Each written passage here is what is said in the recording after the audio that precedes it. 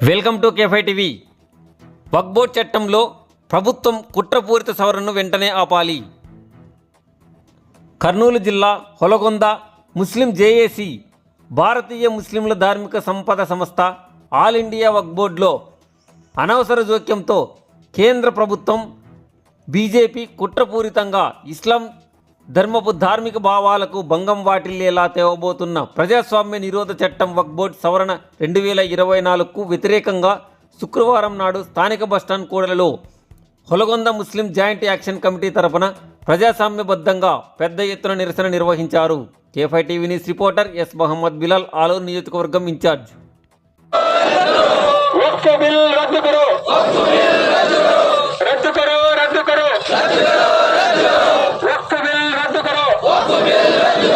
కాపాడండి కాపాడండి ప్రజాస్వామ్యాన్ని కాపాడండి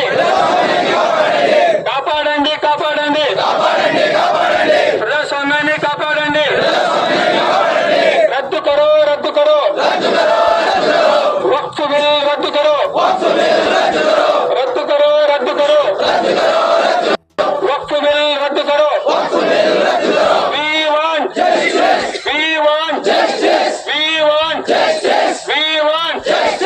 కాపాడండి కాపాడండి ప్రజాస్వామ్యాన్ని కాపాడండి కాపాడండి కాపాడండి రాజ్యాంగాన్ని కాపాడండి రద్దు కరో రద్దు కరో वक्फ बिल रद्द करो. सारे मुसलमानों का, हर मजहब के मुसल्लियों का, पूरे गांव के मुसलमानों का जमा होने का मकसद है.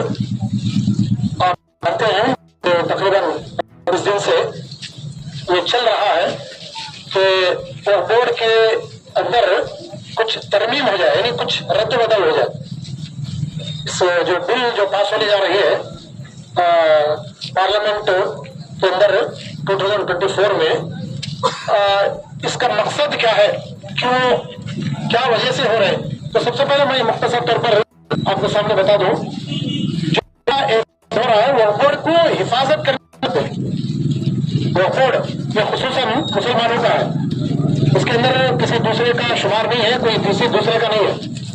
और हमारे हिंदुस्तान का एक निज़ाम भी है कि वक्फ बोर्ड के तहत हमारा हर काम हो रहा है और होना भी चाहिए, और ये हमारा भी है. हमारा तो ये कि वक्फ माने क्या है, वक्फ ये कब से चला, जैसा कि अभी जुमा के खुतबे में आपने सुना है. वक्फ के माने हैं अपनी मिल्कियत को, अपनी जायदाद को अल्लाह के लिए खास कर देना. अब मस्जिदें हैं, मस्जिद अगर आप अपनी जगह में अपने प्लाट पर भी अगर बनाए तो बनाने के बाद अल्लाह के लिए वक्फ करना है, उसको अपनी मिल्कियत में बना सकते हो. तो किसी चीज को अल्लाह के लिए वक्फ करना, इसको वक्फ कहा जाता है. ये आया कहां से? अल्लाह के नबी सल्लल्लाहु अलैहि वसल्लम के दौर में हजरत जुबैर बिन अव्वाम रज़ियल्लाहु ताला अन्हु, ये एक सहाबी है वक्फ करने वालों में. हजरत उस्मान गनी रज़ियल्लाहु ताला अन्हु है, और उनसे पहले हजरत उमर रज़ियल्लाहु ताला अन्हु. हजरत उमर रज़ियल्लाहु ताला अन्हु को जंगे खैबर के वक्त में एक बेहतरीन जमीन मिली, बहुत कीमती जमीन. वो जमीन से लोग इतना फायदा उठा रहे थे कि जमीन को सामने रखकर, जमीन लेकर हजरत उमर रज़ियल्लाहु ताला अन्हु अल्लाह के नबी सल्लल्लाहु अलैहि वसल्लम के पास आए, और आने के बाद कहा कि अल्लाह के नबी सल्लल्लाहु अलैहि वसल्लम, मेरे हिस्से में जो जमीन मिली ये बहुत ही कीमती है, मैं इसको अल्लाह के लिए वक्फ करना चाहता हूँ. ये जब से आया वक्फ, ये हिंदुस्तान की आज़ादी या 1947 या उसके बाद या उससे पहले, जब से नहीं है, बल्कि हमारे पैगंबर के जमाने से वक्फ करना. हजरत उमर रज़ियल्लाहु ताला अन्हु को अल्लाह के नबी सल्लल्लाहु अलैहि वसल्लम ने कहा, इसके अंदर से जो जायदाद या जिसके अंदर से जो फसल, जो पैसा वगैरह आता है और जो खजूरें वगैरह बिकती है, तो इसके जरिए से तुम क्या मुसलमानों की मदद करो. मतलब क्या हुआ, अल्लाह के नबी सल्लल्लाहु अलैहि वसल्लम ने कहा कि उसके अंदर होने वाली पैदावार को मुसलमानों के लिए वक्फ करो. हजरत उमर रज़ियल्लाहु ताला अन्हु वक्फ किया. उस्मान गनी रज़ियल्लाहु ताला अन्हु के दौर में, यानी अल्लाह के नबी सल्लल्लाहु अलैहि वसल्लम ही हयात थे, हजरत उस्मान गनी रज़ियल्लाहु ताला अन्हु से नबी सल्लल्लाहु अलैहि वसल्लम ने कहा कि पीर मऊना एक यहूदी का था, वो पानी बेचा करता था. नबी सल्लल्लाहु अलैहि वसल्लम ने कहा कि कौन है जो पीर मऊना को खरीद कर तमाम लोगों के हक में क्या वक्फ कर दे. हजरत उस्मान गनी रज़ियल्लाहु ताला अन्हु उसके पास गए और उसने कहा कि मैं आधा दूंगा, आधा इतवार के दिन हजरत उस्मान गनी रज़ी अल्लाह तआला अन्हु के हवाले था। इतवार के दिन तमाम लोग क्या फ्री लेते थे, और पीर के दिन यहूदी का था, और पीर के दिन क्या पानी बेचा करता था, तो तमाम लोग पानी लेते थे। तो उसके बाद पीर के दिन जो यहूदी की बारी थी, उस वक्त कोई भी पानी नहीं लेता था, यहाँ तक कि उसका बिजनेस बंद हो गया। वो फिर आया और एक बात कहा कि मैं इसको क्या है तुमको बेच दूंगा।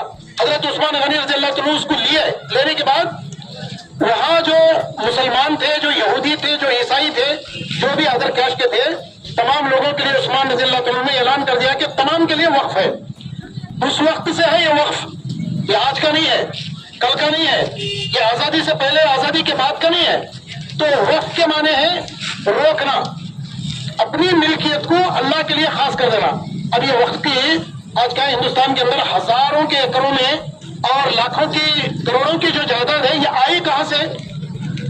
हदीस का या तफसीर का, हिंदुस्तान की तारीख का, हिंदुस्तान की किताबें पढ़ने से मालूम होता है कि 1000 साल से ज्यादा मुसलमानों की हुकूमत हिंदुस्तान के अंदर चली है, हिंदुस्तान के अंदर।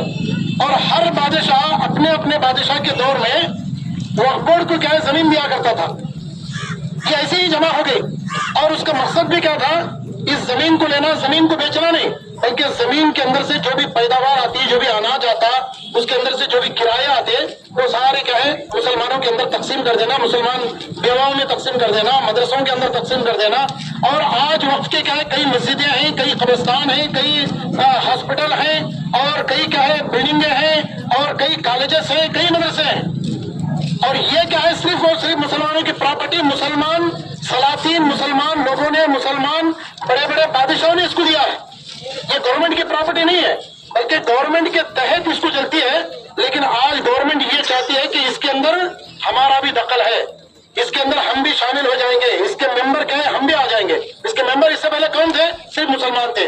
अब ये 2024 में हुकूमत इसके अंदर ये तरमीम करना चाहती है, यानी 42 ऐसे कानून है, 42 ऐसे कानून है जिसके अंदर क्या तब्दील करना चाहती है। तो लफ्ज़ मुस्लिम वहां से हटाकर आम इंसानों को उसका क्या है जिम्मेदार बनाया जाएगा। अगर आम इंसानों को उसका यानी गैर कौम के लोगों को भी इसका अगर जिम्मेदार बनाया जाएगा, तो मस्जिद के जिम्मेदार भी बन सकते हैं, कब्रिस्तान के जिम्मेदार भी बन सकते हैं, और इसी तरीके से कॉलेज के जिम्मेदार भी बन सकते हैं, और हमारी जो प्रॉपर्टी है वो प्रॉपर्टी के ऊपर क्या है कब्जा भी कर सकते हैं। तो ये इसकी हिफाजत की खातिर पूरे हिंदुस्तान के अंदर चर्चे हो रहे हैं, प्रोटेस्ट हो रहे हैं। तो उसी प्रोटेस्ट के खातिर हम तमाम यहाँ पर जमा भी हुए हैं, और हमारा असल जो मकसद है, हमारी जो प्रॉपर्टी है, हमारा जो वक्फ बोर्ड है, वो हमारे कब्जे में रहे, उसके जिम्मेदार हम रहेंगे। बस उतना ही है, कोई दूसरी चीज नहीं है। हम किसी को कब्जा करना नहीं है, बल्कि हमारी प्रॉपर्टी जो गवर्नमेंट कब्जा करना चाहती है, तो गवर्नमेंट से हम ये मुतालबा करते हैं, गवर्नमेंट से हम लड़ रहे हैं, हमारी प्रॉपर्टी के हकदार हम हैं, और तमाम मुसलमान मिलकर इसको क्या हिफाजत करेंगे। अगर तमाम मुसलमान मिलकर इसको हिफाजत करेंगे, तो आने वाली नस्ल हमारे हक में क्या दुआ खैर करेगी। अल्लाह से दुआ करता हूँ, अल्लाह ताला हमारी इस कोशिश को कामयाब बनाए। अस्सलाम वालेकुम व रहमतुल्लाहि व बरकातहू। शुक्रिया। अस्सलामु अलैकुम व रहमतुल्लाहि व बरकातहू। अहमदुहु व नसल्ली अला रसूलिहिल करीम, अम्मा बअद, फअऊज़ु बिल्लाहि मिनश शैतानिर रजीम, बिस्मिल्लाहिर रहमानिर रहीम।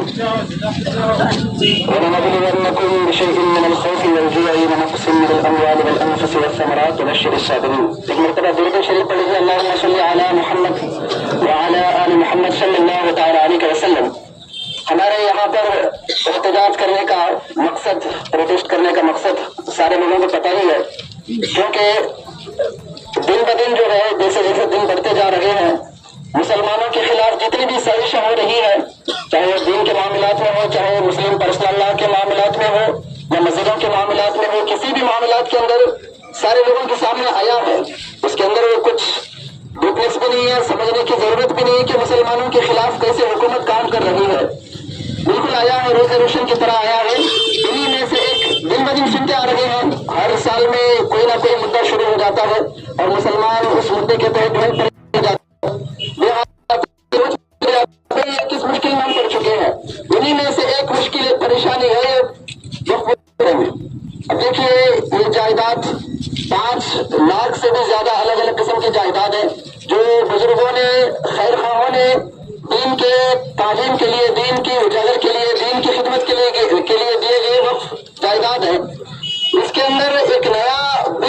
جو ہے ترمیم کی جا رہی ہے, تبدیلی کی جا رہی ہے, اس سے نقصانات کیا ہوں گے؟ مسلمانوں کے جو قبضہ ہے ان کے اوپر, مسلمانوں کی جو ذمہ داری ہے اس کے اوپر یہ ہٹ جائے گی. قبضہ ہٹ جانے کے بعد کیا ہوگا؟ ہم اپنے طرف سے کوئی فیصلہ نہیں کر سکیں گے. اب دیکھیے بل آنے کے بعد نقصان کیا ہوگا, میں آپ کو سرسری طور پہ بتا دیتا ہوں. بل آنے کے بعد اب تک جو وقف بورڈ کے جو ذمہ دار تھے وہ فیصلہ کر کے جو ہے اگر کوئی مسئلہ آ جاتا مسلمانوں کی جائیداد کے بارے میں, وہ چیئرمین فیصلہ کر کے حل کر دیتا. لیکن یہ بل آنے کے بعد کیا ہوگا؟ ضلع کے کلکٹر کے پاس جائے گا مسئلہ. وہ کلکٹر اپنے ہو یا نہ ہو بات کی بات, اگر ہوگا بھی تو مسلمانوں کا خیر خواہ ہو, مسلمانوں کا بھلا سوچے, یہ بھی دور کی بات ہے. اسی لیے ہم اس بل کے خلاف ہیں کہ سرے سے اس بل کی ضرورت نہیں ہے. مسلمان آج تک مسلمان وقف بورڈ کے تحت جتنا بھی کام کر رہے ہیں, کوئی مشکل آئی ہمارے لیے, کوئی پریشانی آئی ہمارے لیے, تو بدلنے کی ضرورت کیا ہے؟ دین کو کمزور کرنے کی بات ہے. دین کی جو ذریعہ ہے دین کو مضبوط کرنے کا, وہ کمزور کرنے کی بات ہے. اور دیکھیے مسلمان جتنے بھی نوجوان ہیں, مایوس ہونے کی ضرورت نہیں ہے. قرآن مجید میں بے شمار جگہ جو ہے مسلمانوں کی آزمائشوں کے بارے میں ذکر کیا ہے. جیسے کہ دوسرے پارے کے اندر آتا ہے کہ حسبتم ان تدخلوا الجنہ ولا یأتکم الذین خلوا من قبلکم مستهم البأساء والضراء, کیا تم نے گمان کر رکھا ہے کہ تمہیں یوں ہی جنت میں داخل کر دیا جائے گا؟ یا ہرگز نہیں. مشکلیں آئیں گی, پریشانی آئیں گی, دشمن آپ سے مضبوط ہوگا. آپ کا کردار کیا ہوگا, آپ کا رول کیا ہوگا, یہ کرتا ہے. آپ کا انداز کیا ہوگا, بلند کی جاتی ہے, دین کو کرنے کی سازش کی جا رہی ہے. لیکن مسلمان ہونے کے ناطے ہمارا کیا کردار ہوگا یہ اہمیت رکھتا ہے. جس طرح ہم آج جمع ہوئے ہیں دین کی حفاظت کے خاطر, دین کے جتنے بھی جائیداد ہے اس کی حفاظت کے خاطر یہاں پر جمع ہوئے ہیں. اللہ تعالیٰ ہمارے اس جمع ہونے کو قبول فرمائے. کیونکہ قرآن مجید میں دوسرے جگہ پہ اللہ تبارک و تعالیٰ نے ارشاد فرمایا وَلَنَبْلُوَنَّكُمْ بِشَيْءٍ مِّنَ الْخَوْفِ وَالْجُوعِ وَنَقْصٍ مِّنَ الْأَمْوَالِ. اللہ تعالیٰ البتہ ضرور آزمائے گا مسلمانوں کو. کیا کر کے؟ مال کے نقصان کے ذریعے. خدا نخواستہ اگر یہ بل آ بھی جائے, ہماری جائیداد چھین بھی جائے, تب بھی اللہ سے مایوس ہونے کی ضرورت نہیں ہے مسلمانوں کی. لیکن ہم خلاف ہیں اس کے. یہ سب کچھ ہوگا مسلمانوں کے ساتھ, لیکن ہمارے ایمان کا امتحان ہے یہ. اس کے ساتھ ہمارے کیا رول ہے, کیا ہماری اداکاری ہے, وہ کرنا چاہیے ہم لوگوں کو مضبوطی کے ساتھ. اللہ تبارک و تعالیٰ سے دعا ہے کہ اللہ تبارک و تعالیٰ ہم تمام کو عمل کرنے کی توفیق عطا فرمائے. اللہ تعالیٰ ہماری اس کاوش کو, ہماری اس کوشش کو قبول فرمائے. وما علینا الا البلاغ المبین. وآخر دعوانا الحمد للہ رب العالمین. السلام علیکم.